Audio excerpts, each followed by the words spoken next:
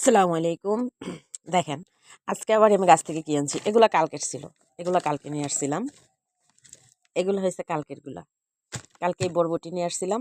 আর এখান থেকে কিছু বরবটি কালকে রান্না করছিলাম। আর আজকে আবার এখন আবার বাগানে গেছি।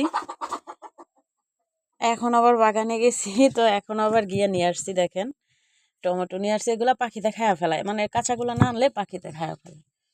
তো আজকে আবার এগুলো নিয়ে আসলাম, টমেটো নিয়ে আসলাম, বরবটি পাইছি এবার এই কটা, এখন আবার এই কটা নিয়ে আসলাম বরবটি। হ্যাঁ, তারপরে আলহামদুলিল্লাহ বেগুন নিয়ে আসলাম, বেগুন পাইছি। এগুলো নতুন গাছের বেগুন, এগুলো হচ্ছে পুরান গাছের বেগুন, এগুলো হচ্ছে আগের গাছের বেগুন, আর এটা হচ্ছে নতুন গাছের বেগুন। আলহামদুলিল্লাহ।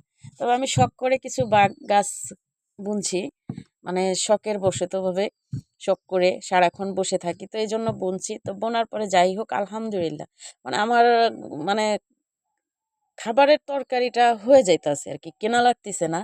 আলহামদুলিল্লাহ।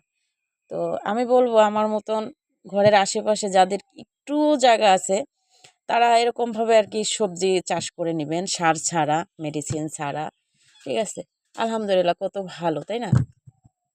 তো এরকমভাবে চাষ করে নেবেন।